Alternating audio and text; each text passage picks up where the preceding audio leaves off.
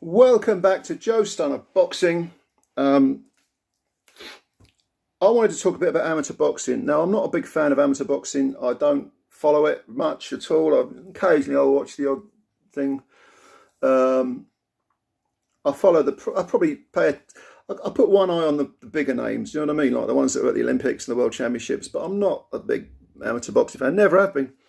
But a couple of weeks ago, in Boxing News, which is, of course, the trade paper in the UK.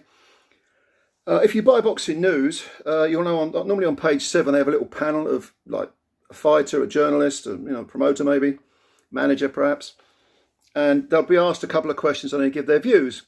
And a couple of weeks ago, one of the questions that was asked a panel of 4 was, how devastating will it be if boxing remains out of the 2028 Olympics? Good question.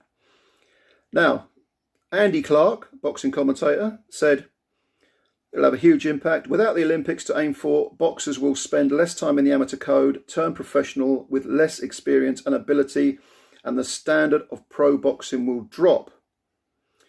And the profile of the sport will also suffer without the prestige of the games. It's a disaster waiting to happen.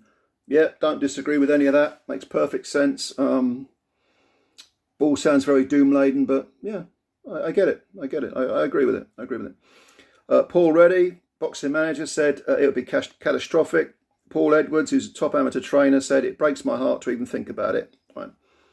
Now, the 4th person on the panel was Paul Smith, and he didn't answer the question. What he said was this: boxing has no one to blame but itself. I've been involved in boxing for 30 years and I've seen the corruption and incompetence at every level. Maybe boxing being off the Olympic programme might be the wake-up call needed to completely reform the game and make amateur boxing fair. What an interesting thing to say. I like that. I like that a lot.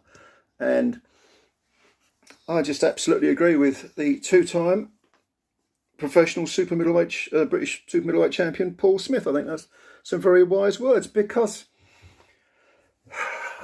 put it this way, the worst decision, pro or amateur, I have ever seen, and I bet I'm not alone in this, was Roy Jones losing the final of the 1988 Olympic, was it the junior, it was super welterweight or junior middleweight final in Seoul. He lost to a Korean.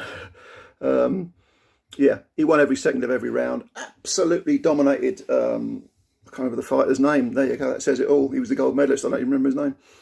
But Jones was just stone cold robbed. Stone cold robbed. The worst decision I've ever seen, pro or amateur. You think Catterall and Taylor was bad, you check out this fucking thing on YouTube. Jesus Christ, it was just beyond the pale. But that is a perfect example of why corruption is not to be confused with illegality. Because there are plenty of corrupt things that happen in boxing, plenty of corrupt things that happen in life. You know, if you've got any interest at all in social issues or politics, you'll know this.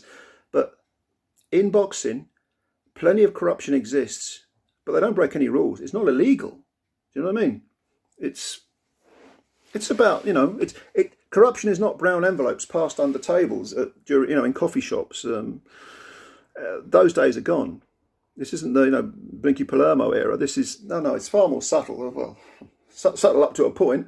Plenty of corruption in boxing all over the world. Let's look at the ruling bodies inventing all these fatuous belts. The WBA Pentacontinental Junior Cruiserweight bollocks title, or whatever it's called. I'm being facetious, deliberately so and unapologetically so. But, what goes with that? A sanctioning fee. All these crap belts, they have sanctioning fees. So yeah, that's what it's all about. That's why they don't want unified champions or undisputed champions. That's why the belts get fragmented all the time. Sanctioning fees. The more times their belts are on the line, the more times you get the sanctioning fees. Now, is that and obviously look at the rankings. The rankings are a farce. And when I say, I'm not talking about one specific ruling body. The whole of the alphabet soup lot. It's the same crap, same shit, different package.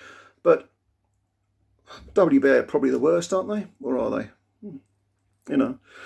It's a strange question. It's kind of like, you know, like asking someone, do you want to be drowned or do you want to die of, you know, die of the clap or something? Or do you want to be thrown into a burning pit, or do you want to freeze to death? I mean, it's just, like I say, it's the same sort of shite, isn't it? But yeah. So yeah, corruption. Bear in mind, corruption does not have to be illegal. I think that's a really important point that people overlook. People confuse the two things. Performance enhancing drugs. And it's the attitudes of people, especially with performance enhancing drugs, that I really despise, of some people. Because they say, well, what's the point of worrying about it? Well, what can we do? And, oh, you know, oh, so what? You know, and who cares? You know, they're all at it, so let them get on with all this.